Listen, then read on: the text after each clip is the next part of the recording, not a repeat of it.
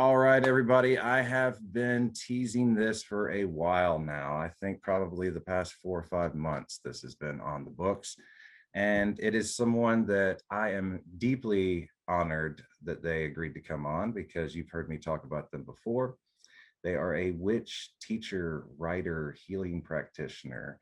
They have been published in, if my count is correct, and Christopher, you can correct me if I'm wrong, over 30 books, and that is Christopher Penczak. Mr. Penczak, thank you for coming on the show.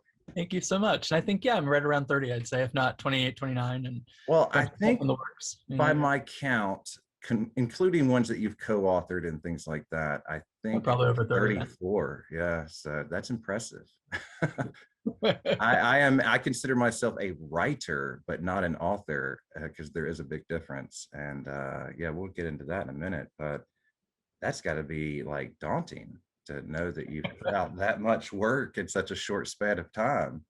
Well, I remember in the early kind of professional days being at a writing festival with Richard Webster, who's more of a new age metaphysics writer, and I love his work, does a lot of intro stuff, and he's got over 80 books. So we always sort of looked at that as the, that's really the benchmark. That's the benchmark. That's what you're shooting for. That was like 20 years ago. So who knows how many books he has now.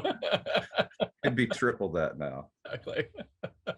Well, I've read a lot of your work. I can't say I've read all 34, but I have read a good bit. And I do have my favorites, which, I'll mention here in a moment. But I've kind of seen, because in bits and pieces in certain books, you kind of give a little bit of your background and things like that. So I've kind of been able to piece that together and kind of see, because I'm always interested, especially if someone wasn't raised from birth, in a pagan or witch household, like myself, Southern Baptist, and then, now I'm a witch. So it's always interesting to me, I think, because of that. So if you want, maybe kind of, how did you get drawn to witchcraft? One thing I do want you to tell, if you remember it, it's a story in one of your books. I want to say maybe The Plant Spirit Familiar, where you talk about your inspiration from your dad, working a full-time job and still tending the garden very precisely and organized, and how it kind of led ultimately down the line, it seems like, to like alchemy, chemistry, science, witchcraft. That story is always one of my faves. Sure. Yeah, I'd be happy to talk about that. Very few people mention and remember that. So yeah, that sounds great. The general way of how I got into all of this was a skeptic. I was raised Catholic, and had like the old kind of, immigrant Catholic family. Half my family is Italian, half my family is Polish and Lithuanian, and all boys Catholic school for my high school time. And always loved some of the iconography, but really hated the politics and the social aspect of it, the patriarchy and the homophobia and all that. And so, by the time I got to my senior year in high school, I knew I didn't believe in this, but I didn't know what I believed in. So I was really kind of searching to try to figure out, what made sense, if anything, and kind of flirted with agnosticism and atheism, really looked into Buddhism, looked into Hindu stuff, but you couldn't really at that time, like this is, late 80s, early 90s, you couldn't practice something like that, or I didn't know how to practice it. And I had a very good friend of mine who was my art teacher from when I was a little kid, like 7 years old up through high school. And she started dropping hints.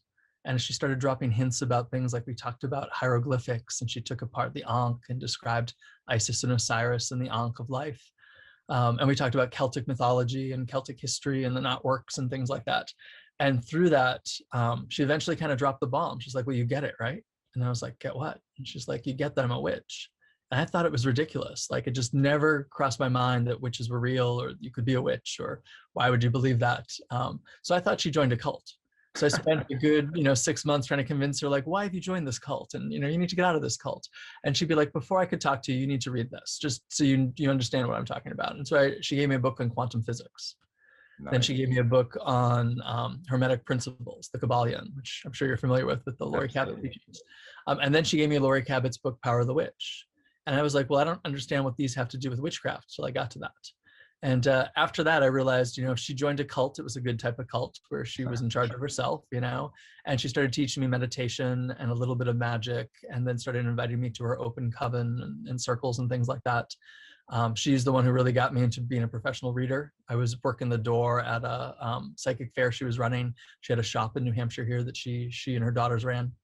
and a reader didn't show up. So she's like, "Hey, there's a free table. It's yours." And I was like, "Oh, I'm not ready for that." She's like, "I need to fill the table. You're going to do it."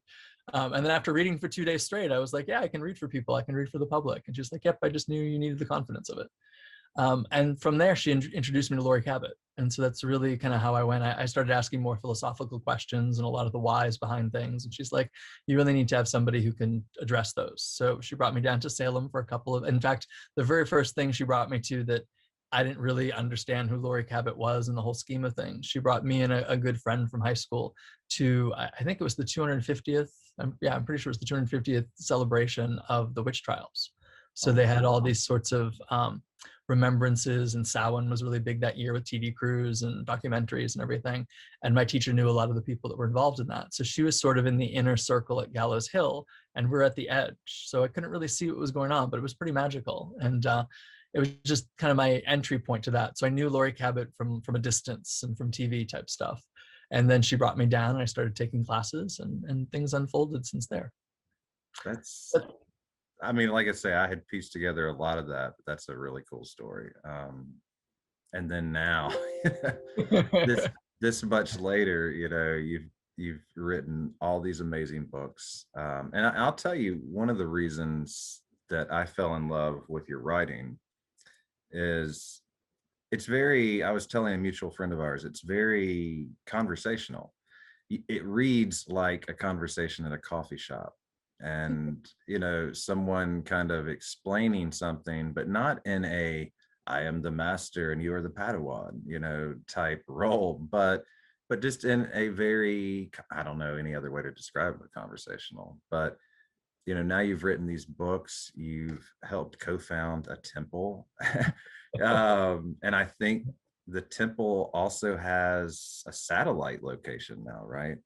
Well, not officially. It takes a lot to become we don't use the word satellite, but a branch. Or branch, But okay. we've got teachers everywhere. And if we have enough teachers in a spot that want to work together, then they can eventually work towards forming a branch. But we're kind of in the proto branch stage of things. So there's still some legal things people would have to do for that. But we've got a pretty robust community in St. Louis. We've got a pretty robust community in Florida, although they're a little bit more private and more student based. And we've got teachers in a lot of different places. So it's been exciting to watch that grow. So that was kind of my lead up. I was baiting and pulling you towards this ultimate question. I mean, looking back on it now, you kind of went into it in a similar way to me. I mean, I did have my grandmother taught me a lot, and as far as our family goes, as far as I know, she's the only witch in the family. Mm. But I still grew up going to like Southern Baptist churches, and I'd be in church on Sunday. My grandparents also owned a honky tonk bar too, so there's that. Um, but yeah, it was a very interesting childhood. So I'd be in church, but I'm similar to you. I don't.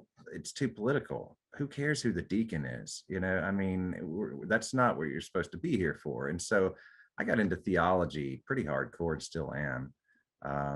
Also hovered around Buddhism for quite some time. Thich Nhat Hanh is just amazing, and opened my eyes to a lot of things. Um, but looking back on it now, all that to say this, did you ever expect yourself to be an author, much less having founded a temple, Not in my traveling wildest to dreams. lecture and speak, and you kind No, of it was fun. stumbled into it to begin with, but now, it's almost as if the universe put you there for a very specific and finite reason, is to kind of get this out. Yeah, much like I was a skeptic kind of coming into it and really struggled to become a witch. I really struggled with the teaching aspect of it. Like my childhood beyond um, the art and the music and getting involved in things like that, like being raised Catholic, I had a couple of family members on my mother's side that definitely practiced a Catholic form of folk magic. Mhm. But if I ever called it, nobody ever called it magic. My great aunt read tea leaves. And my mother's mother learned how, and my mother's godmother was kind of the famous curse breaker of the town. So if you were part of the Italian community, and for the curse breaking, it was like you had a baby with colic and nothing cured it. Well, they must have the evil eye. So you went to her godmother, and she'd do a whole ritual. It was Jesus and Mary, but it was with the saucepan of the spaghetti pot.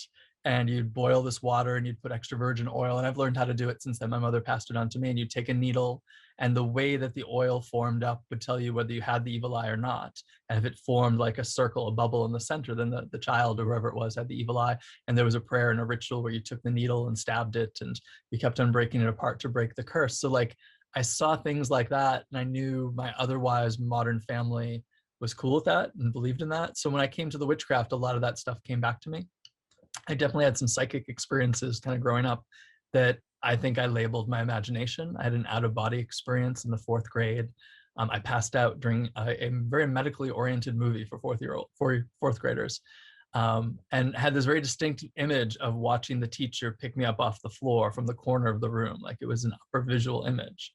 And when I came back and they send you to the nurse's office, and I was like questioning what I saw, and everyone's like, "Oh yeah, you just made that up." But looking back and reading about things about shock and trauma causing out of body experiences, I was like, oh yeah, that was real. And when my aunt who read tea leaves, great aunt, passed away, I remember being cold New England mornings in homeroom in high school, and the glass of the window was tinted, and that being so dark, wintertime in New England, it was almost like a black mirror. And I remember the reflection kind of changing and her face kind of coming through it. And, looking back on it now, it was a total scrying experience, yet I didn't have any context for understanding what scrying was. But she definitely spoke to me through that medium. And looking back on it, that was a really valid and real experience. But as I kind of came to it all, I was very, very questioning about it all. And so, people around me, I started learning this at around 18. Went down with my teacher to, study with Lori. And as you know, Lori does these really intensive weeks, and then you go off on your own, you come back for a really intensive week, and then you go off on your own. And so after a couple of those, people around me, saw the pretty closeted, didn't know I was queer at that time, or, wasn't out about it, and fairly unhappy, angsty kind of gothy metal guy, not being super happy. And suddenly something started to transform, and I started to be more open. I started to be more confident, and people were like, what are you doing? And, a few people that were close would be like, hey, I know this sounds crazy, but I'm studying witchcraft. And how does that work? And so they wanted to know these things, and I'd send them to Lori, and I'd send them to my teacher. And then there was a time period right as I was probably graduating college where Lori wasn't teaching as much, and she was out of Crowhaven Corner, and things were changing. And so I couldn't send people to her. And my teacher, my original mentor, wasn't taking public students. So if you either knew her or you didn't. And so they're like, yeah, why don't we do a study group? Or why don't we do a moon circle? Why don't we do a book club? And all those things sort of kind of spiraled into Christopher leading a group. And then I worked in the music industry for about 3 years. And when that ended, I kept on having these visions towards the end of the goddess that I work with from the Irish pantheon, Macha. And she'd kind of be out in the distance, and she'd be like, you need to teach more. And I'd be like, yeah, I don't want to teach. And then she'd disappear. And then the next time I meditate, she'd be a little closer. And then the next time a little closer, until finally we're like nose to nose. And she's like, you need to teach more. And I was like, yeah, okay, I'll teach more. And I lost my job 3 days later. So thankfully it was my job and not my relationship or not anything with my health or family. And I couldn't get a job waiting tables. I couldn't get a job as an office assistant. I had a pretty good background. And so I put up a flyer for witchcraft classes and suddenly had a group of 20 people. So that's how the first classes began. And then they started telling people, and people wanted me to repeat the classes. And so my very first proto class was about 6 people that I kind of tested it on. That was in my coven. And then my first public classes started to get, living room size only, and, waiting list for future classes. So it really kind of spiraled out in a way I would not have anticipated. But I had no desire to really write. I had no desire to travel and teach. I didn't really think that was an option. But I did healing work and I did tarot stuff. So I thought, oh, well, I know people make a living reading tarot and seeing clients, so maybe I'll do that. And I had a bunch of notes from the time when I was working in the music industry in Boston, and really trying to practice witchcraft while you're working crazy hours and going out to clubs, because that was a part of my job, and trying to do my witchcraft on my lunch break and not having my coven around me at that time. And that became City Magic. And so I sort of put it together as what I wished I had. And someone said, oh, you should send that to a publisher. And I had all sorts of other notes, and I was like, oh, maybe I'll send that to a publisher too. And that's what kind of came out with the writing. That's an amazing story. It's funny. You and I grew up in I think we're pretty close in age, and back then it's true. I was telling another witch friend of mine recently, and they're maybe about half my age. And I said, you've got to understand that back then, if you wanted to find out something about the occult or the esoteric or any of that, you had to dig. I mean, you had to go to the library, and even then you couldn't find really the good stuff, the good Right. Nothing was information. how to. Yeah. There was no internet. My son one time recently, he's 19 now, but he said, what was the internet like when you were my age? There was none. You're grounded. Go to your room. Yeah. People But don't. yeah, I mean, Understand, and that's the fact that one, Maka doesn't play around. If you're being told to do something, it's an example of your experience. 3 days later, boom, okay, you don't have a job now. You Right. pretty much need to go ahead and do it. So but when you're drawn to something like that, that's what I've tried telling my listeners is, whether you want to say that it's spirit, the universe, your deity that you work with, your ancestors, your guides, whoever, when you're being told to do something, you pretty much need to go ahead and just do it. Because for me, as an example, I've done voice acting and things like that, and that's what led me to this show. I kept being kind of drawn, well, you need to kind of put what out there. You've got a unique way of talking about it, and this is that. And I kept fighting it, and then when I did it, it just kind of blew up. And then I'm kind of having people reach out, much as you were having with the sign up waiting list and everything else, asking questions and wanting guidance. And what I want to know, again, I'm kind of building up to something else, but what I want to know is, did you at any point, or do you now ever get overwhelmed? I mean, because you're an author and you're a teacher and this and that, but I don't know. I'm not even on the scale as you are, and don't know that I ever would want to be. That's a lot of pressure. But I'm trying to think of how to word this. I know even for me, I feel a responsibility for the people that listen to my show. And I've had people go, well, that's weird, you're doing a podcast. But yeah, I'm putting information out there, and I don't want to guide anybody wrong, and I don't want. So do you ever feel that pressure, or have you? I feel a certain pressure to keep it all going. It's a lot of plates in the air for my job. I think a lot of people think you can be an author or you can be a teacher and it's clear cut, and it really isn't. You have to provide all the structure, you have to provide all the responsibility. You have to have that strong sense of responsibility to the work and to the people you're working with, because if you don't, nobody else will. It's not like going into a job where you've got everything structured and then on top of that you have to do all the business side of things behind it. So not Yeah. only do I have to be responsible for the people and the work, but I have to be responsible for the promotion of it and how to run the business. And that's been the beautiful thing about the temple. Although the temple's not my full-time job, some days it feels like it takes up my full-time job, but I have beautiful, wonderful people who are really clear and ethical and responsible helping that process. And for me, the big thing is about, do I have something that can outlast me? So it's not just me doing it. It's not, a lot of it is based on my work and a lot of it is based on my presence, but is there a structure there that can survive that? And can other people fill those roles? So that's been a real big part of the last 10, 15 years of trying to create something that isn't just dependent upon me. But it's a lot to kind of keep going. And it's a lot, I've got a large school and we've got a lot of people helping out with it. But in the end, if there's a problem, it comes down to me, or if Yeah. there's something that needs to be resolved, it comes down to me, or it comes down to the board of directors, which I'm on. So it is a lot of keeping things together. So there's a certain level of pressure, but I think I've been doing it for so long. I enjoy the flow of it, to realize it's not so much a weight on my back, but it is a managing of a flow. It's like juggling. Sometimes you have to take something out of the circle and other times you'll put something else in and be busier. Well, I have teachers in my family. My partner's a teacher. My cousin started as a teacher, ultimately became a principal of a school. And I've learned a new respect that I didn't have growing up for teachers. I mean, it is a lot. You are constantly dealing, and so many people nowadays go or seek out a teacher or are being taught something, and they want you to basically give them everything. They don't want you to put it into practice. They don't make me try to show you that I know how to do this, because then, I'm here to pay you and get a degree and move on. Right.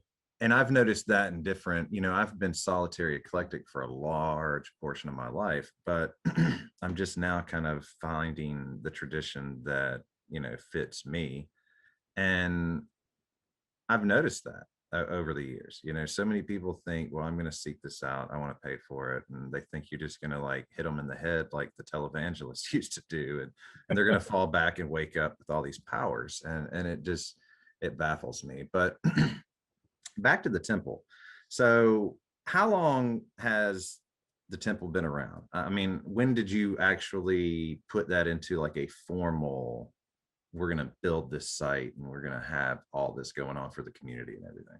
That is a great question, because it depends on what we're calling the temple. So the format of the teachings and the beginning of the tradition of the Temple of Witchcraft actually was the late 90s. The first class that it was the Inner Temple of Witchcraft was 98, and then the book came out in 2002. And so by the time the first book came out, all 5 levels had been created. Yep, that's the one.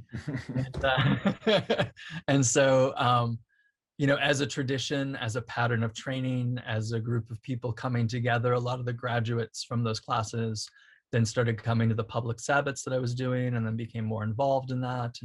And community sort of grew out of that intersection of what I taught and the public Sabbaths in the Boston area. There was a bookstore I used to teach at, and then the people were involved in that, and my own coven, which were somewhat involved in that, but also had a side practice too. The books came out, and that was 2002 was I think the first one. And so that became like the wider temple. There was people who started doing the books on their own and then felt like, oh, this is my tradition. This is what I'm going to do. And then probably by 2005, 2006, I was traveling a lot to teach. So I'd be doing them as big weekend intensives. So then people would take the weekend intensives. We'd do maybe Witchcraft 1 over 3 days, really intensely. And people felt like that they were part of something that was growing.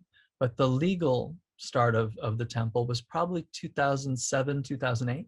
I started talking to lawyers and different people who had the know-how how to put together a nonprofit. We incorporated in 2009, and then we got property in 2011, end of 2011. And we've been going as a kind of legal entity, since 2009, since we incorporated. It's a beautiful property. I've seen the pictures and I've been by it when I've been in the area, but one of these days when I'm there for a bit of time, I'm going to have to try to get inside and check everything out. I've also considered doing some of the classes as well, because you do virtual classes as well as pre-COVID, I guess, in person. Everything's virtual at the moment, but yeah, we do things in person and online. Well, what is for the listeners, the website like? Because there is a massive amount, folks, of information on the website alone. But then you can also sign up for different classes and things like that. So where can they go to check that out? For the temple, it's templeofwitchcraft.org. And stuff of my business that's separate from the temple is at christopherpenczak.com. And I tend to write a lot of articles, and a lot of the community writes articles as well for the temple site. And we've got lots of info on the classes in the mystery school. We have a range of classes that are non-degree classes. So anybody can take, and kind of speaking to your point about people wanting just to get bonked on the head and, kind of come away with something. The non-degree classes don't require a whole lot. So you can take them for fun. You can do the homework and tell us about it. You can not do the homework. You can be social. You can not be social, but it's really kind of a go at your own pace, once you're in the class. And then we have the mystery school classes, which are not like that at all. Yeah. School classes, homework is due every month. It's a pretty disciplined practice.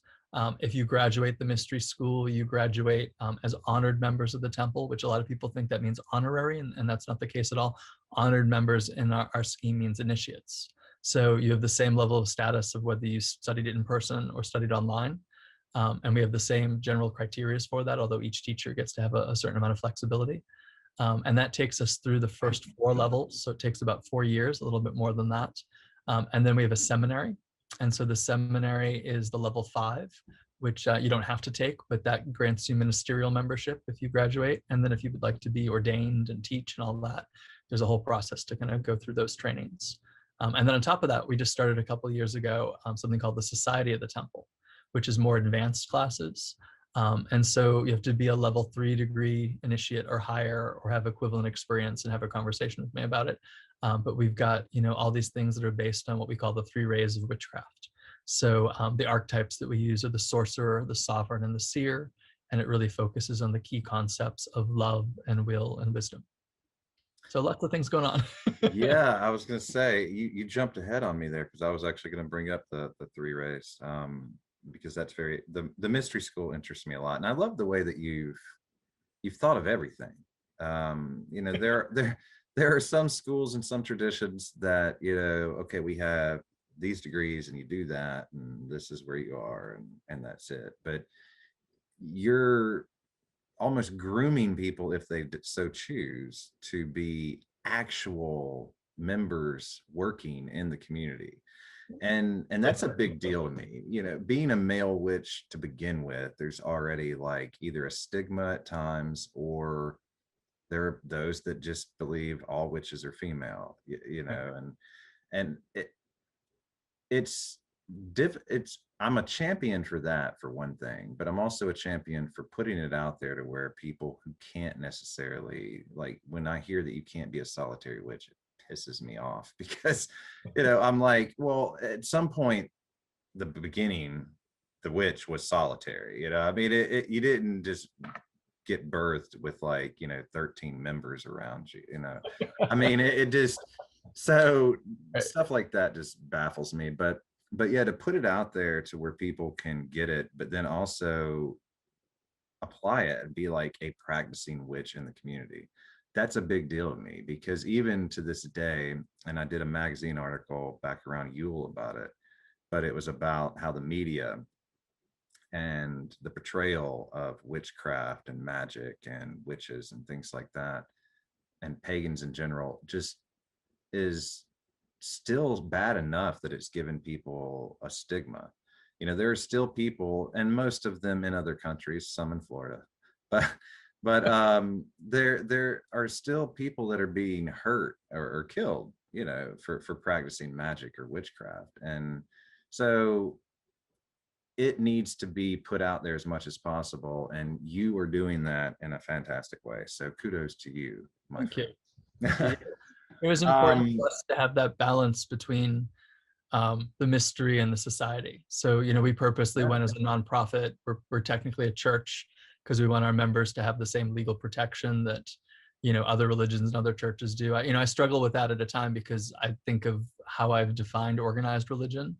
But I always think of us as a mystery tradition, but we're still a religion.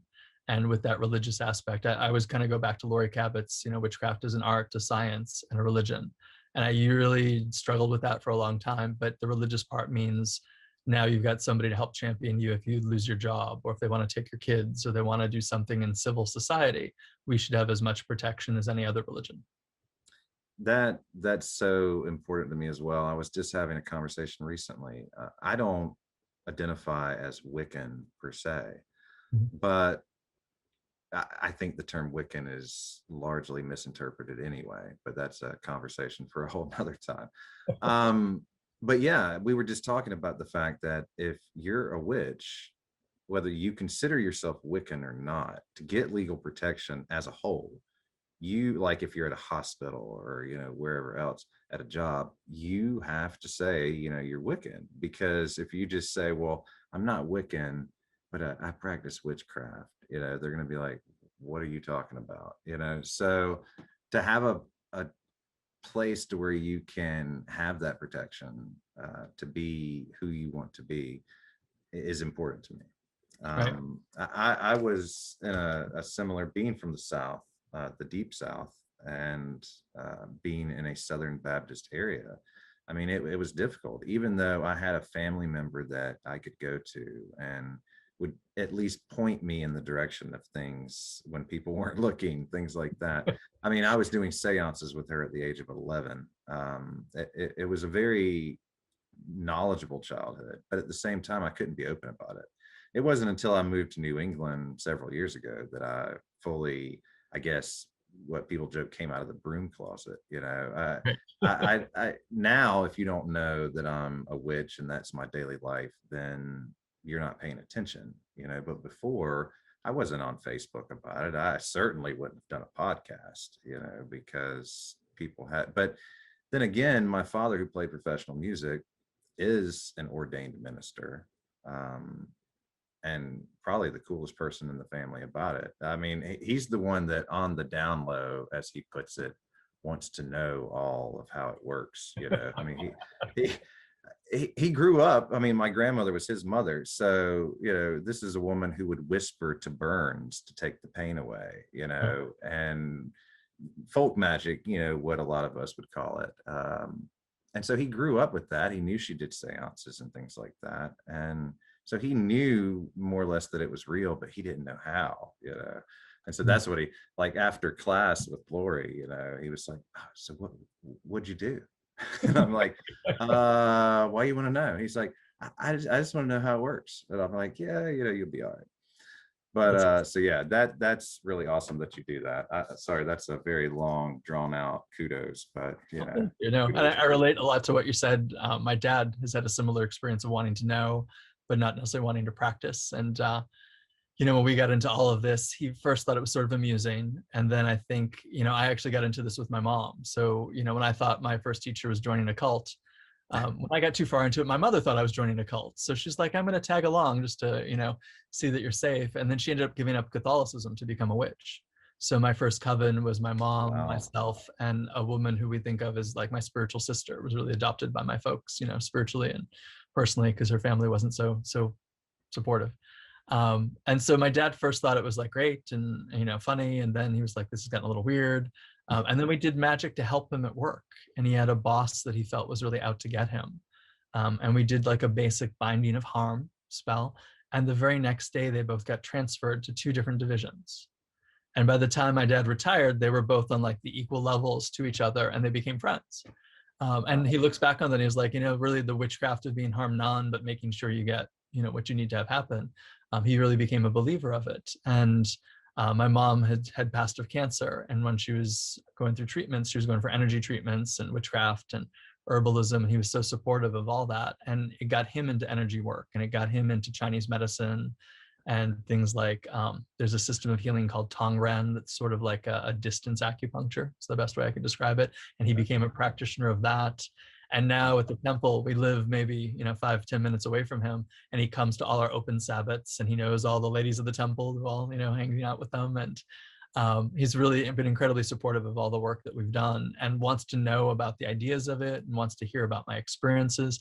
Doesn't necessarily want to practice it, but has also found his own way with it all. So it's really interesting to watch. That is very similar to a lot of the things in my life as well, like you said. And it's so important to have that. I mean, society as a whole needs to have a more accepting and nurturing view towards things anyway. But when you grow up with parents or family that even aren't into what you are per se, but still support you 100%, and don't shun you for it, that really helps with your confidence level. Absolutely. My brother is, my mom is very proudly, she won't watch this or listen to it because she doesn't know how to work a podcast. But bless her heart, she's actually fighting off COVID right now. So Sorry. we've been doing some healing and stuff, and I'll get into how you work with that as well. But my brother, she proudly says she's a redneck. My brother, which in New England, redneck carries a different meaning than in the South. Up here, redneck is just like a country boy, country girl, whatever. Down there, I mean, it's flying rebel flags on the back of trucks and stuff. Now, my mom's not that much into it, but yeah, she's very country. My brother is as well, and therefore, in church every Sunday and everything else. But he's seen some of the healing work that I've done with her. And I actually, when she went into the hospital this time, the whole reason I'm mentioning that, I called him, and we rarely talk on the phone. He's kind of a guy, a few words, but I called him, and he was like, "Hey, why why are you calling me right now? And I said, something's going on. And he said, yeah, they're loading mom into an ambulance. And it freaked him out enough that within like a short span of time, he's listened to every episode of my podcast. Like I think secretly he's like, man, I just like listening to you talk. You're funny and this and that. And I'm like, yeah, right. You're trying to figure shit out. I know what you're up to, buddy. But I guess I should actually hit some of these talking points, probably, Christopher. It's just, like I say, you're just like your books. You're very conversational and easy to talk to. So I guess one of the big questions that I really wanted to cover is about the witch's hut. Mine has not arrived yet because Amazon sucks, but yeah, so I haven't actually got to put my hands on it, but I have seen pictures, excerpts, things that you posted on Facebook, and I've read the outline to it, and I've seen some of the artwork from it.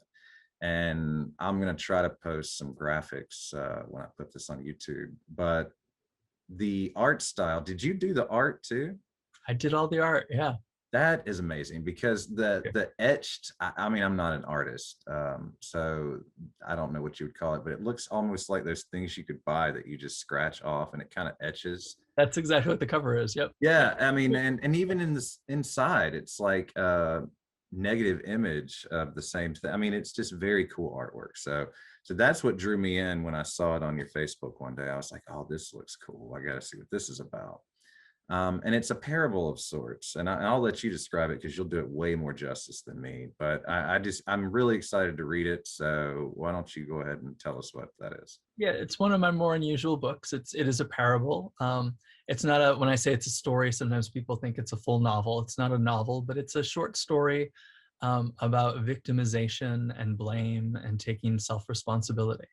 So essentially, the story of it is about, a witch who lives in a hut, and the village undergoes this great tragedy. And the final tragedy is there's a great storm, there's a lightning strike, the barn burns down, it's the community barn. And they're all like, we've had enough, and it's the witch's fault. And in the storm, they kind of storm her hut and are gonna, basically lynch her and want to know why, she's doing this and why is there all this bad magic to her. And she kind of gives them a whole fierce speech at the edge of her hut about like, why would you think it has anything to do with me? And why are you looking for a scapegoat? And you don't understand how the way the world works, let me tell you. And so based on what they say to her, each chapter is a short parable about a different aspect of life in terms of blame and fate. And do the gods do things to us, or do we, take responsibility for ourselves? And what is the point of life? And, how do we work together as a community?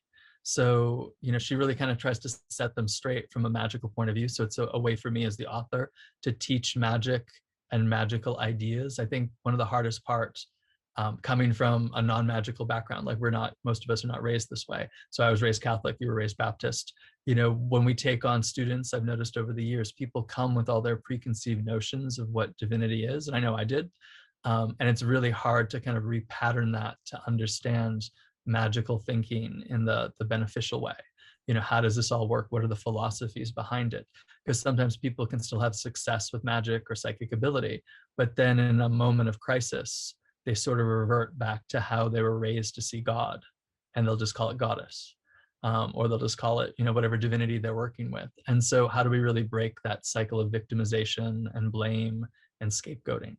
So I tried to use it in the story format. And how I really got into it was I was having a conflict with somebody in my life, and really was kind of blame oriented. And I was like, why are you blaming me for this? And another witch. So I'm thinking like, you shouldn't be doing this. Like, we can have a conflict, but I can't be the author of, all this awfulness. You can be mad at me for what I've done, but don't be mad at me for all the stuff that's wrong in your life.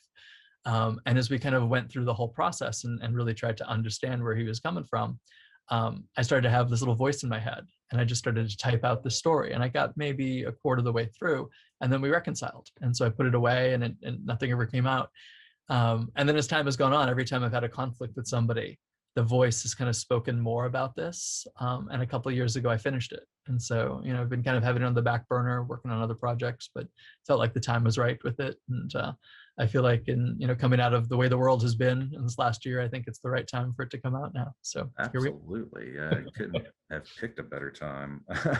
And just hearing you talk about it and the descriptions of it and the artwork and everything else, I mean, it looks to be something that I could sit down with an adult witch and talk about it. I could also sit down with my 11-year-old niece or my 19-year-old son who aren't Right. witches and talk about it. I mean, it's just it's almost framed with witchcraft and a witch as the central person, but telling a much larger story. And I really like how you kind of snuck that in. It's kind of it's a parable, but it's one of those things to where you could read it and days later be thinking about it, it seems like, and just be seeing deeper meaning into what you wrote. So and Yeah. you did all that in under 100 pages, is that right? Yeah, I think it's the final count is maybe 96, 98 pages with the index and everything, maybe just over 100. But Wow, yeah, that's impressive, sir. That is that's impressive. 22 chapters, maybe a couple pages each. Oh, very nice, very nice. Well, I know that I think, and I real quick, I'll tell you because I told in the beginning that I would. I do have my favorites that you've done. And I'm going to ask you probably a very cliche question and ask you if you have any favorites out of all your work, because I know just as a writer, and again, not an author, but a writer, things that I write are kind of like my children, they're my babies, and I'm very protective over it and very um, critical to myself over it. But at the same time, I have my favorites. I looked up and had one child, so I didn't ever have to have that conversation. but, but but yeah, so he's my favorite. But yeah, I would say probably Spirit Allies. Well, that was the first book of yours that I read. And Spirit Allies just it I have a quote here that I had highlighted because I have that in print and on Kindle. But you explain Spirit Ally. I mean, that's the name of the book, but you explain it as being in the unseen realm who, for whatever reason, or beings in the unseen realm who, for whatever reason, decide to befriend, protect, guide, and teach us on our earth walk.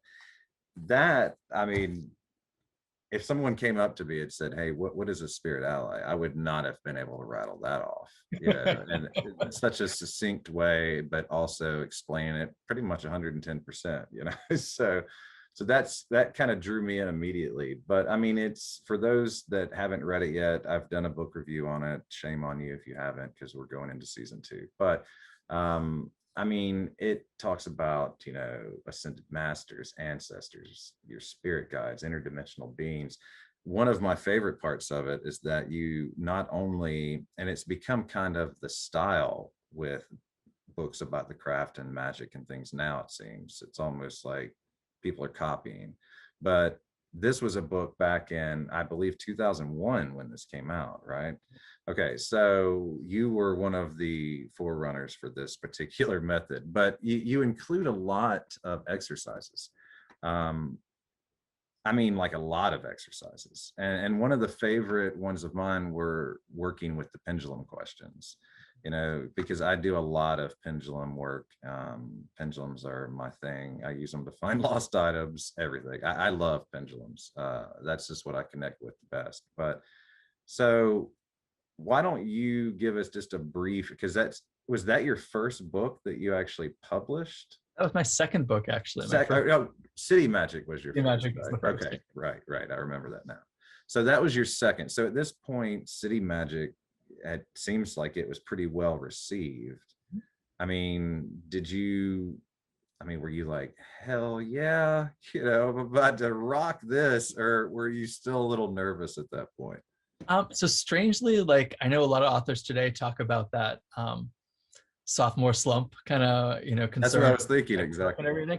So I had a weird, I actually have not talked about this too much online, but I had a weird entry into authorship with mainstream companies and things like that. So I ended up writing before City Magic. I wrote something on astrological magic because that was where a lot of my focus was. And I talked about coming out of the job in Boston and the music industry, and everyone's like, who told me to talk about it, said, "Oh, you need to write this book on urban magic, and you've got all these notes for it and everything."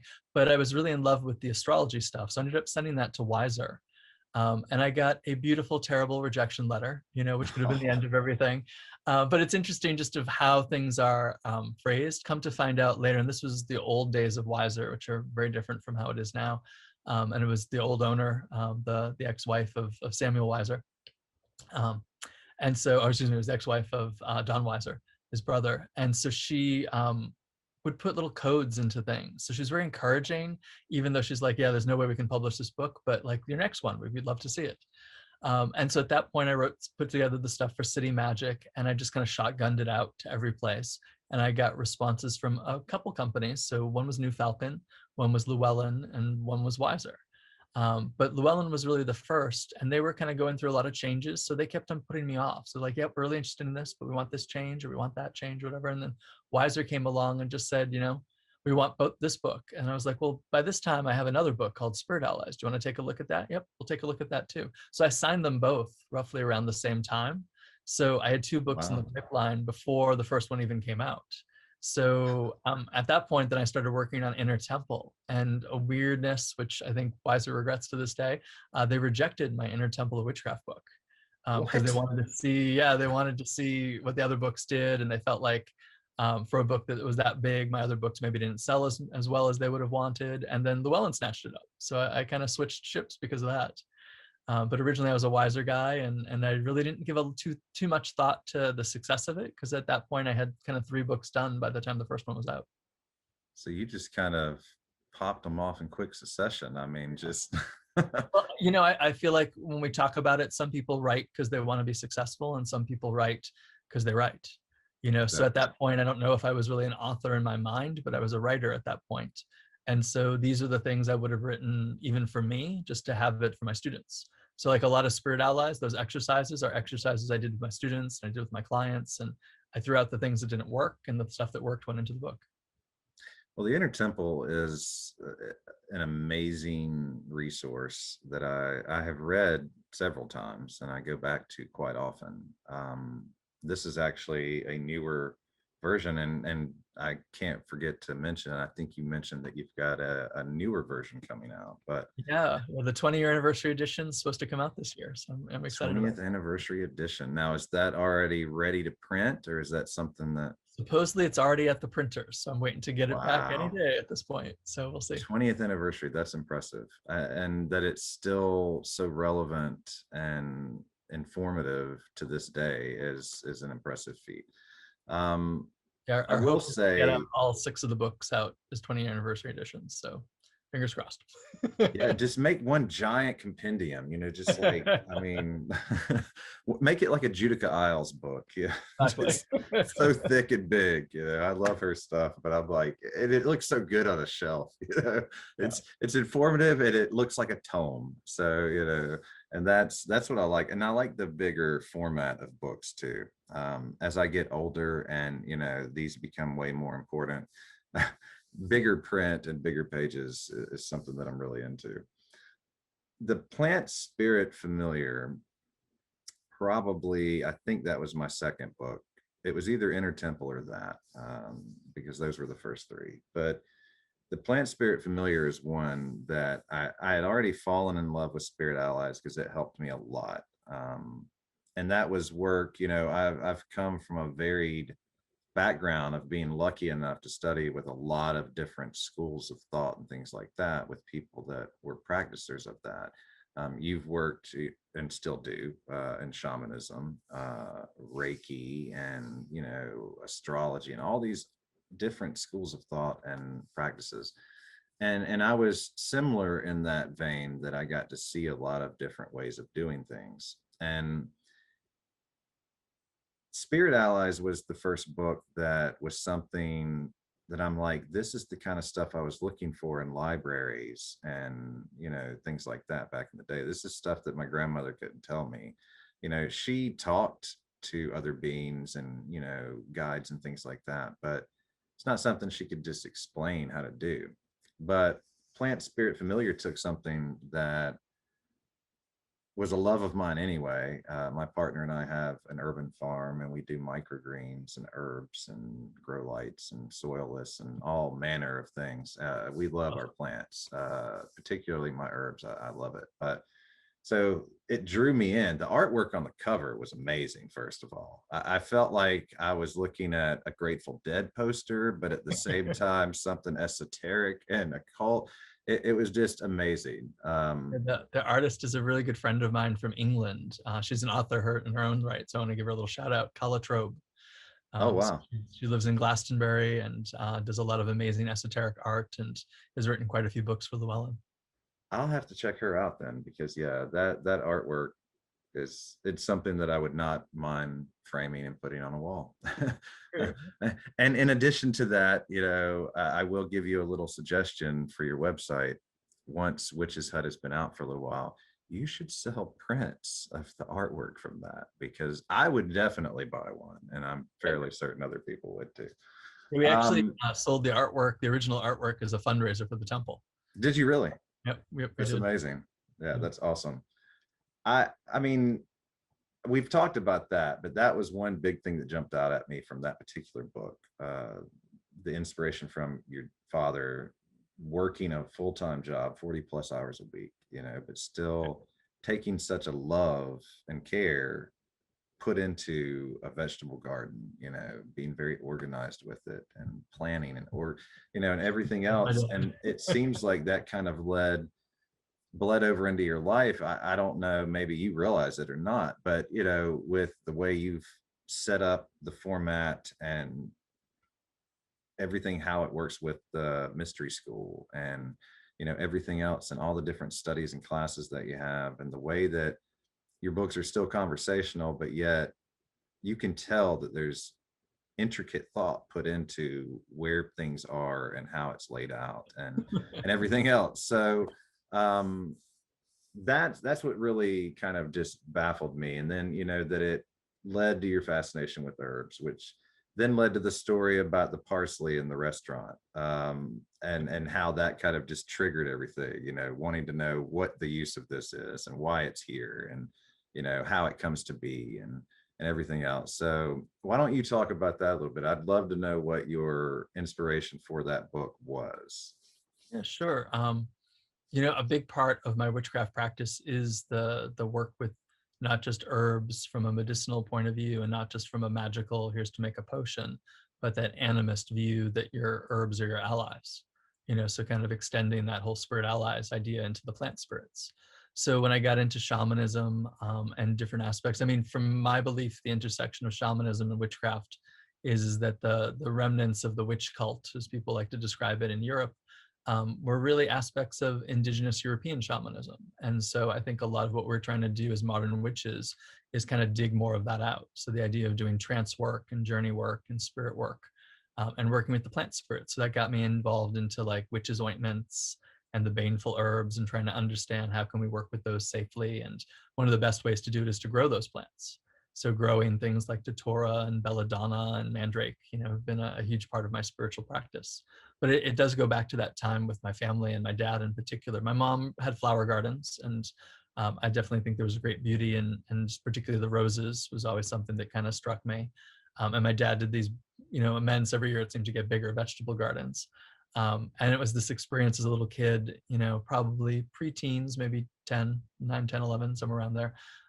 We're just kind of looking at the garnish on a plate, the parsley, the curly parsley, and going like, why, what is this? And the smell of it really kind of captivated me because it's got an interesting smell to it. And hearing that there were herbs. And that was my first introduction to the idea that, herbs and medicine went together, and herbs and medicine and food went together. So I started researching at the libraries, herbalism and alchemy and folk magic and folk medicine, and decided to want to do a little herb garden. So right next to my dad's plot of his vegetables, he kind of dug out a little area, and I had lavender and I had parsley and I can't remember, maybe some oregano, and just kind of growing herbs. And it wasn't super successful with it. I had the attention span of a 10-year-old, but I got some stuff out of it. And really that kind of childhood play of, is it real? Is it play? Is it a past life memory of like, I had a box, like an old cigar box filled with little bottles. And I'd go around the yard and the woods and things and collect things. And so there'd, be a bottle that was all lilac flowers. There'd be a bottle that was all dandelion roots, and realizing that it was very, and kind of playing at witchcraft, but not really. You were Um, addicted to jars and bottles at an early Bottles. age. Exactly. I totally was. Totally was. And then it was very interesting, as we get more into the genealogy and ancestry work and things like that, to discover like my last name Penczak. It's ostensibly Polish, but it got anglicized. When you look at it from people from Poland would say Penczak. And then the idea of kind of going back, my family is half Lithuanian from that side of the family, and just the borders at that time changed. So is it Lithuanian? Is it Polish? Is it German? It was all kind of that Eastern European area. But one of the translations that came back was that my last name means grain farmer. And so my dad was like, well, we didn't really make grains, but we grew things that we ate, so it was that still kind of feeding yourself through the garden aspect of things. And as a witch, as I get more into like the sacrificed god mythology and Jean Barleycorn and Lunasa and Lammas and all that kind of mythology of the god and the grain and the sacrifice of the god and the rebirth of the light through the grain and through the green. Just realizing that my ancestors have probably been doing this for ages. And I think back to the Lithuanian part of the family, and that was the last country to convert to Christianity. So just such a living level of paganism still kind of running through my family. Really kind of blows me away and inspires me in a lot of ways. That's even more so than what was in the book. So thank you for that. That's new information. That's a really cool story. And the fact that you mentioned, well, I wasn't always successful at it, at being 10, but you really were. And I equate it to something my cousin recently, one of them had to choose between working a full-time job or staying at home and being the dad because his wife is in the medical field. And he said, well, I'm letting my people down because I'm spending so much time with my son. And I'm like, actually, you're doing the job that's most important. You're spending. And so that's what you were doing. You got to work with your dad. You got to kind of be outside. You got to kind of get that early addiction to bottles and jars that we all as witches have now. I joke that my partner loves like reusable Rubbermaid bins of every shape, size, and possibility of color and everything.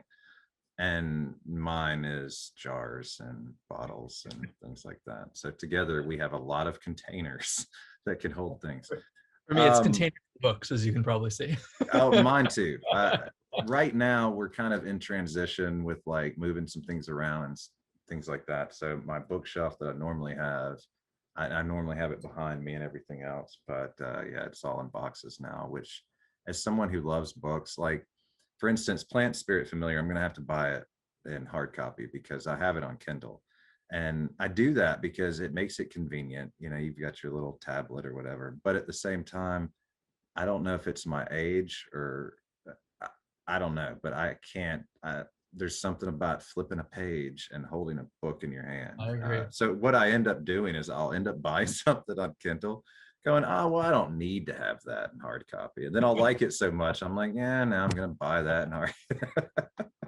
But just the way, getting back to that story, that kind of, from that moment with the parsley, just the smell and everything else. And then it's such an impressive and unique path that it led you on. I mean, more or less, it led you ultimately to a love of alchemy and then to chemistry and science. And then, it just kind of came around to being an author and a teacher, and you do healing work too. Do you want to talk about that at all?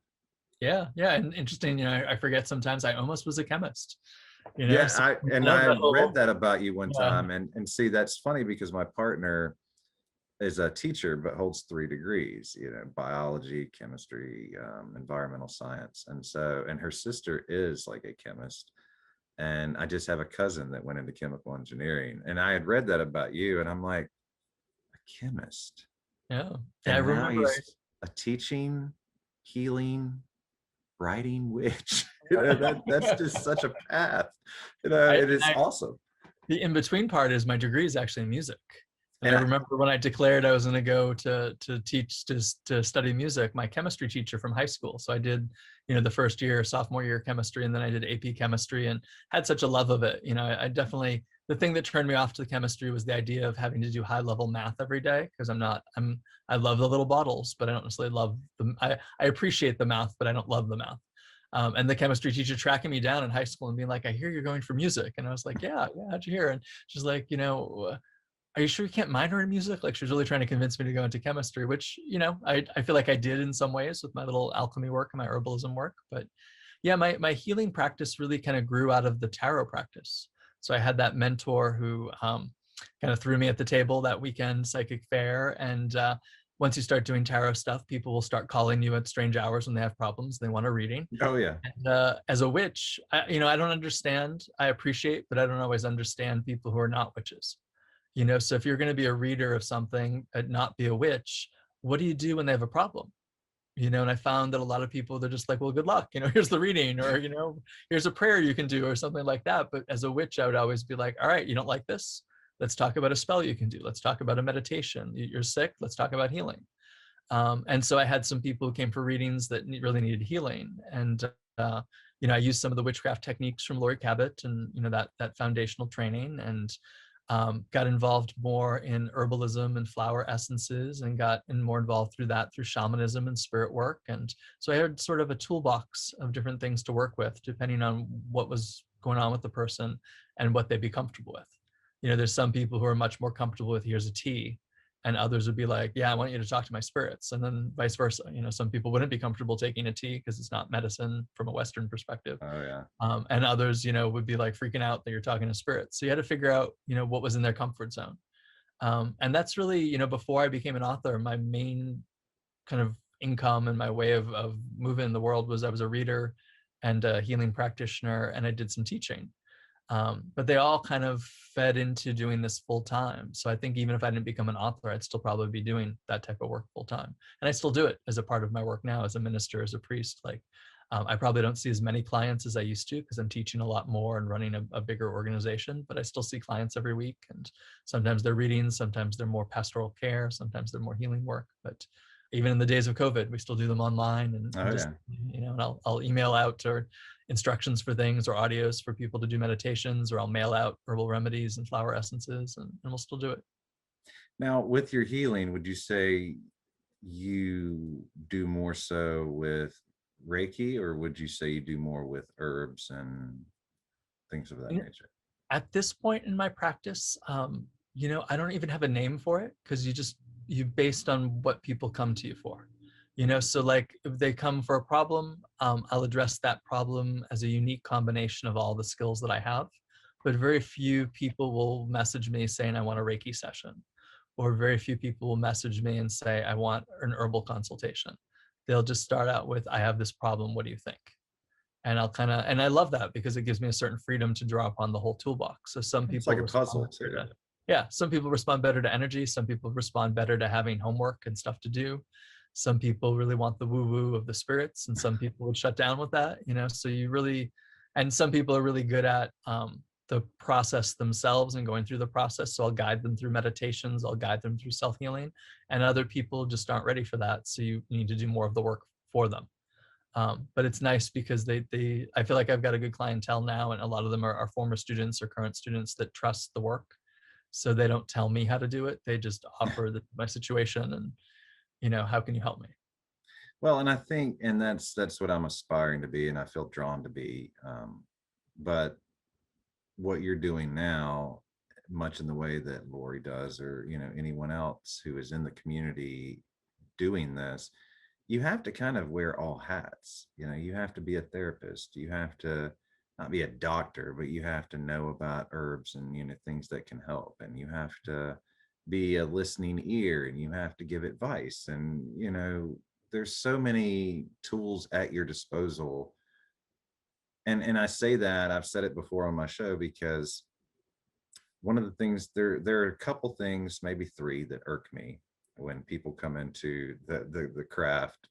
And there's not many, but there are a few. One is coming into it not knowing anything about the history of witchcraft, the origins of it, anything, and you could even skate by and at least know some history about the burning times or the witch trial or whatever else, but don't know anything about it, and don't really have a desire, like, well, I don't need that, I just want to know how it works, what I need to do. Well, you have to have a basis and where it all came from. Right. And there's such a rabbit hole, you can dive down one to find out the astrological ways, which is a rabbit hole that I'm in currently, thanks to Lori. But and you've got the quantum side of it, you've got the holotropic side of it. I mean, you've got all these different avenues that you can dive down, and it's never ending. And to be able to kind of employ that at your disposal is kind of the other thing. There's so many people that just they want to be a witch as far as like day-to-day life and what they tell people, but they don't want to practice it. And I'm sure you know what I mean, because eh, I call them glamours on Instagram, because there are some Instagram witches, and we won't name names, but that follow me sometimes, and I'm like, you're not posting anything informational. You don't even so much have a picture of like a candle burning or anything else. I mean, you're posing with, bottles and all this stuff. And I don't know. I guess what I'm trying to get at is, have you, in your experience as a teacher, come across any of that? Like, do you ever find people coming into it that just seem, because I sometimes feel bad for like having this thought in my head and I quickly kind of push it out. But there are just times when it seems like people just, again, like we talked about earlier, want it given to them. They just want to know what to do. Just tell me how to do this spell. Don't tell me the basics of, what the colors mean or what the herbs are. So how do you kind of get around that? Like, That's a great question, and I understand what you mean. For me, it's really about taking people where they're at, because I do so much of that healing work, and realizing that some people are coming to the craft for healing, and they don't know the context of it. I think that's the problem, I think, with our internet. I often joke with people that we live in what I affectionately refer to as the age of the great blessing and the age of the great curse. And the idea behind that, and I tell my students, is that like never before have we had access to all this information, all this mythology, all this lore, even more so now because of, all our internet stuff. But even, think of a basic library that you and I were searching out things was more than they had 20 years before that, more than they had 50 years before that. So we have all this information that just keeps growing. That's such a blessing. Yeah, we also have a great curse, because never before have we had all this information and all this mythology and all this stuff without context. So we don't know where to begin, we don't know how to apply it, and so it's that double-edged sword. So when people come, my greatest pet peeve, to address what you're saying, is when people put on a level of authority without lived knowledge. So if someone presents themselves as an expert at something that they're not an expert at, and gives bad information, or is the author of difficult and unnecessarily difficult experiences for other people, I have a hard time with that. But when I look at the general kind of community stuff that happens, I try to take people with where they're at. I try to assume everybody's as sincere as they can be in that moment. I think there's a greater witchcraft culture. And on one level, like there's some aesthetic stuff that can sometimes bother me, because I'm thinking like, do you really understand what that means? But in the end, I rather have them be attracted to that than maybe going for a Christian patriarchal homophobic aesthetic. So if they're going to choose that's a something, great way to look at it. Yeah. I rather have them choose the black dress and the funky candles and not really know what it means than to be moving towards something that I think could be ultimately harmful. Because I have to hope that if they like the iconography and they like the glamour of it, then for some of those people, they'll be like, well, why do I like it? And instigate, a more of an investigation to it.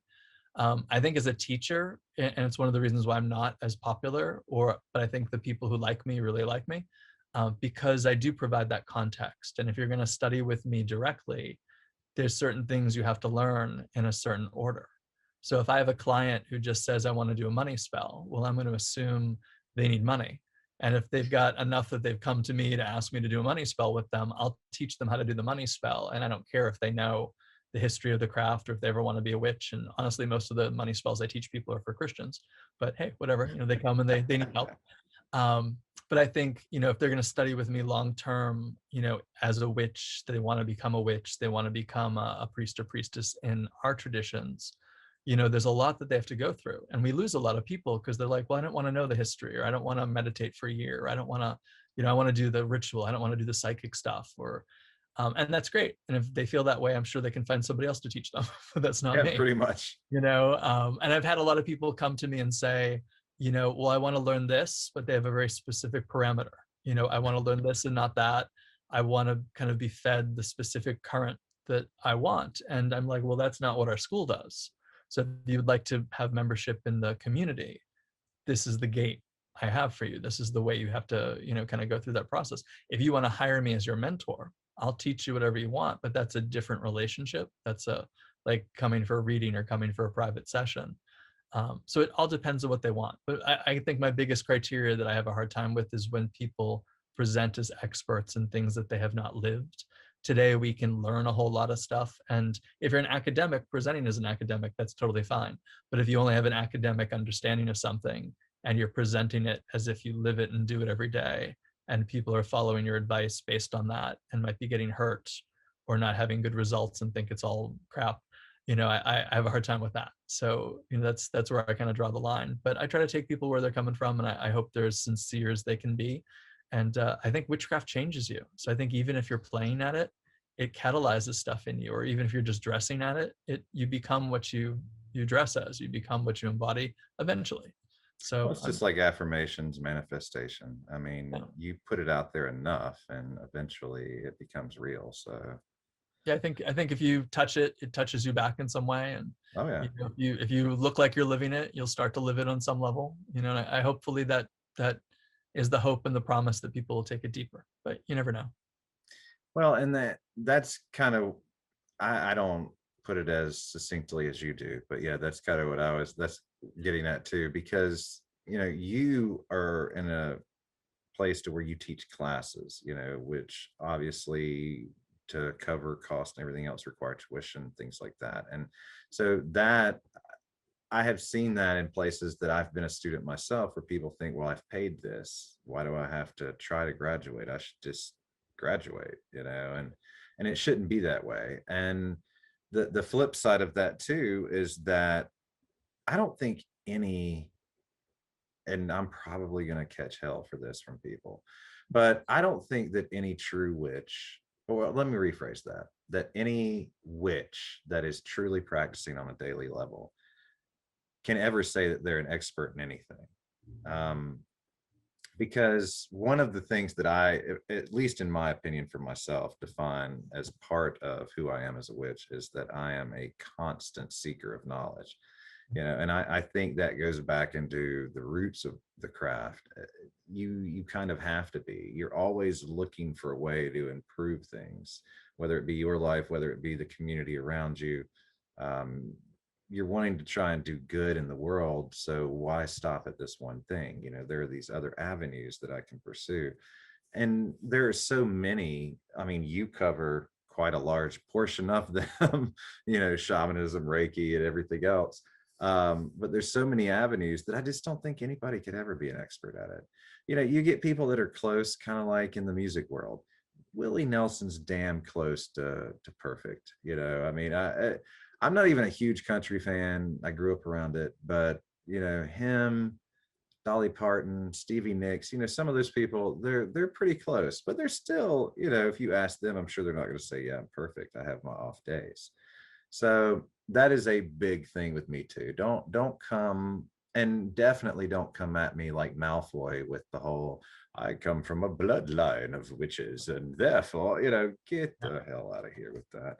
But yeah, man, I'm gonna have to let you get off of here. I've gone over our hour, and I'm so sorry, but you're. Do you want me to talk about the expertise thing, and then we can end there?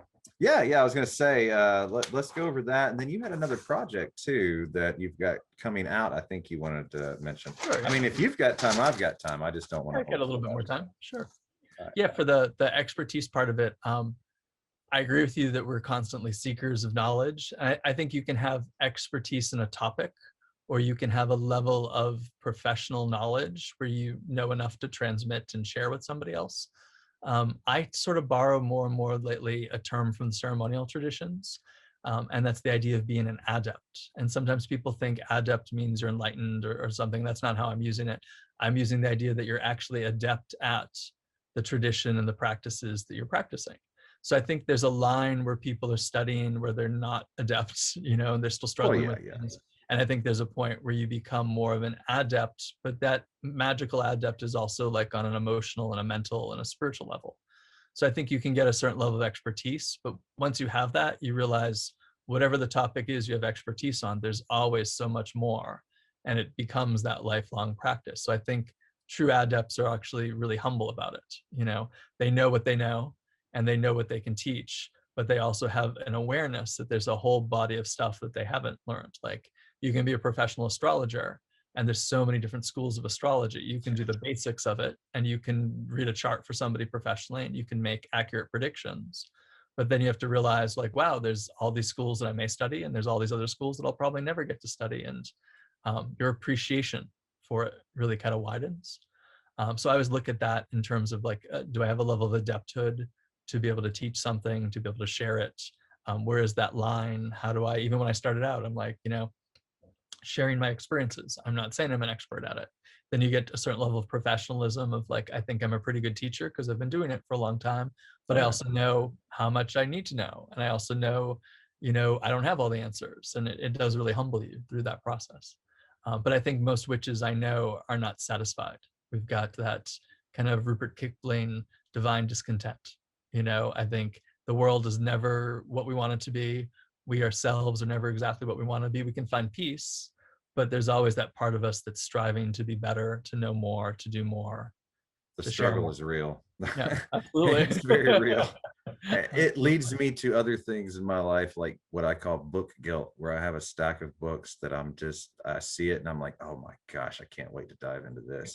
And then, life happens and you're looking, this book is judging you from across the room, like, you still haven't read me, and it ties into that. And I like the way that you put that. Adept, it makes more sense that way than expert, because yeah, you obviously can achieve a certain level to where you're better than maybe a lot of other people, but the term expert, I don't know, it just has a tone to it that when people say that, I immediately go, oh, are you? I have a very good friend, Stephanie Grimassi, who would often talk in the struggle of her becoming a public teacher, that she's an expert in her own experience. And I think that was really something that's always struck with me, because I know what I know. That's I'm an expert in my own experience of it, but that does not imply I'm an expert of your experience, I or I'm an like that. expert of the whole thing. So I've always taken that. Now, you said Grimassi, is that connected with Raven? Yep, that's Raven's widow. Yeah, Stephanie is Oh, Raven and okay. I Stephanie are wasn't very, aware of that. yeah. Very cool. Yeah, Raven was, I'm sorry, my dog just burst into the room because he owns the place. But yeah, Raven, that work is some of the earlier things that, I was diving into. And then I think I had read before that you had a connection with the family. So Yeah, that's really Raven cool. and Stephanie were, when I started out, were incredibly welcoming in the world of authorship, and we really crafted a really strong friendship over the last 20 years. And so since when they moved out here, maybe about, I guess it's around 10 years now, 10, 11 years, we got a chance to be closer because they're not too far. They're in Western Mass. And then as Raven passed, it was a beautiful opportunity to witness and to be present and to be supportive as much as I could. Absolutely. That, and I was going to say that had to kind of form at such an early time in your career. Yeah. Uh, some of the ways that you write and things like that, having somebody that prolific just, And just to how to function as an author, how to function on tour and at events. I learned a lot just by witnessing, being in his presence and well, just the you way he. mentioned earlier, what legacy will you leave behind? I think you're well on your way to leaving one similar to the vein of Raven, because, and that's a high level to achieve. So yeah, I definitely think you're on your way there. But yeah, you tickled my curiosity a little bit in the email, because it was something that, and I'm not on Facebook or Instagram really, other than just to promote my show anymore, or to keep in touch with family that don't know how to use a telephone. But um, So, and you're pretty active on there, and you keep it, like the poem that you posted recently was amazing. I'm assuming that's yours. Yep, that is mine. That's from a Okay, book yeah, called yeah. I Foundations. was reading that earlier today, and I was like, wow, that's awesome. But yeah, I haven't heard anything about a new project. So now, even as the listeners are hearing this, I'm going to hear it too. So come on, away with it. So I have 2 books in the pipeline. The next one that should be out by this spring is called The Lighting of Candles. And it's a pretty in-depth candle magic book. It's the second in my magical craft series. So the first one was the casting of spells. So this one's on candle magic, and we have plans for a potion magic and a charm magic book after that. And then my final project of the year will probably be a book on the goddess called The Goddess and the Cauldron. And it's looking at all the mythologies of the cauldron and the alchemy behind the cauldron and how to put that into practice. So a lot of it's based on the Taliesin story, but also based on the Holy Grail mythology. So I'm very excited about both of those. But the candle magic should be out in the spring, and a pretty hefty book on just all the different forms of candle magic, from making candles to carving candles to all the symbols and signs, and really putting the 20 years of my practice of magician into working with candles. You're probably seeing the grin form on my face because candle magic is like my jam. That's what I really like to do. Because kind of similar in the vein of city magic or instant magic, it's something quick that you can do that's very effective. So I've always loved that. So yes, now you've got me very anxious for the arrival of that. I can't wait. You'll have to keep me posted. Yeah, That's awesome. And then you said potions and charms after that? Yep, those are the 2 after that in the series. Yeah. Wow, that's going to be an awesome series. Now, is that coming out of Copper Cauldron or? Yep, that is through Copper Cauldron. Yeah, pretty much most of my new releases are through Copper Cauldron these days. And I have to ask, and if I'm not allowed to, you can say, but Sure. Did you start Copper Cauldron? I am one of the co-owners. So the 3 founders of the Temple of Witchcraft are also the 3 owners of Copper Cauldron. Nice. Our original vision was to have the nonprofit own it and for it to be a source of income for the temple. But what we were told, and we could have fought it, but it would have probably taken more time and money than we wanted, was that because I had previous success in the genre and because I'd be one of the owners printing through it, I think in the end, the IRS was afraid that it was some type of tax shelter. Which in the end, it's really was much more about making any corporate profits, work for the nonprofit. But now we just donate, what we can. And a lot of the books through Copper Cauldron are actually full fundraisers for the temple. So things like the Ancestors of the Craft and the poem that you mentioned that I just posted was from a book called Foundations of the Temple. And we have a book called The Green Lover. And those are all anthologies that are 100% proceeds go to the temple. Wow. See, I wish I'd known that prior, but I do now, because anything I buy going forward will come from there. Because, I tried to go local. There's a little metaphysical shop here called Moon Shadows, St. Albans, Vermont. Check it out. But yeah, Thea's awesome. She's been running that for 20 plus years. And so I always call her. I'm like, do you have this book? No. Okay. How long would it take to get it? And if it's something that I need quick, I'm like, I got to use Amazon, but I try not to do that. Like, a lot of Lori's books, I try to get through the temple there just because it goes back. So yeah, I'll definitely, and everyone listening, if you want Christopher's books, then if not his website, then check out the temple website. Temple website has all the books on there, and that goes to support the temple right away. That's amazing, because things like that need all the support we can give it. It's not only providing a resource, and you mentioned that the start of the publishing thing. I wanted to ask that because that's just, you've gone full circle now. You started as an author, and now you're co-owner of a publishing company where you can help other authors get out there in the world. And to me, that's amazing, because that's the true sign of someone that's not writing for money. That's someone that's writing because they're drawn to it or called to it. And I think that's awesome. I guess I could see how the IRS would be like, but that plus you're your own publisher at that point. If you write something that's your baby, and don't think I've let you off the hook about the favorite piece of work, but when you write something that's your baby, you don't, like you said with Llewellyn, they're wanting to pick it here, pick it there, and that's their job. I get it, but at the same time, when you've put it to somebody that big, you normally are kind of like, I feel like this is pretty good, as is. And I've been very lucky with my editing experiences at Llewellyn. My primary editor at Llewellyn has been amazing. But nice shout out to Andrea and my production person, Donna, have been, for the most part, on well, most. Llewellyn's been the big Really name in helping get works like this out since you and I were trying to find stuff at the libraries. So I have normally if I can't find anything else and I have the time, but they do so many pre-orders on things that get me excited. Kind of like something of yours will probably come up and it'll be pre-order and I'm like, oh, I want it, but I want it now. But yeah, Llewellyn's always been, I've got more books that say Llewellyn. I'm like, I was joked before that I should probably buy stock, I just, but yeah. And now But that it's you're, really great to have Copper Cauldron, because I like covers and things like that. It's nice to have full control over that. that's well, that too, and the fact that the biggest thing I think is that you're allowing other authors that may not be, because Llewellyn has grown into like this big thing, and so kind of like the music industry or anything else, you're going to have people that are really good that could slip through the cracks because the wrong person read it or whatever else. And the fact that you're doing something that can help good authors get good work out there is just, I love it. So that's amazing. I can't wait for the Candle Magic book now, Christopher, because you've done your job and you've got us all salivating for your Excellent.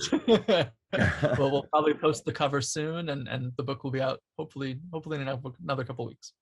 That's awesome. Well, I know that it's Sunday and it's actually, at least here, a pretty decent day here in New England. So I'm not going to hold you up too long. I really do appreciate you coming on, and I mean that genuinely. You've been someone that has helped me in my early days, and now I've been practicing for almost 20 years. So I mean, I feel like I've kind of grown up with your collection of books. And you probably are, not to embarrass you, but you probably are one of my top 3 favorite authors as far as this type of thing goes. So it was a big honor to have you on. It's really cool to hear about all the cool things that you're doing. I really hope to keep it up. And I'll go ahead and throw this out there. I like to do this with guests that I enjoy talking with, because in front of the listener, they kind of get put on the spot. So I hate to do this, but I'm going to have to ask you to look at your schedule later in the year and see when you can come back on, because I would love to dive deeper into your spirit work and all sorts of, there's so many questions that I scratched through, like, no, I can't make this a 3-hour event, So yeah, if you see that you've got any time and you want to do this again, I would love to have you back on We it. can certainly do that. Let's look for the late fall would be good. Yeah, sounds great. Well, everybody, once again, go ahead and give them the websites so they know where to find you. So my personal stuff can be found at christopherpenczak.com, and all the temple stuff we've been talking about, templeofwitchcraft.org. And you can always check out coppercauldronpublishing.com. Awesome. Christopher Penczak, everybody, thank you so much for coming on. And I hope you have a great rest of your day. You too. Take care. Thank you.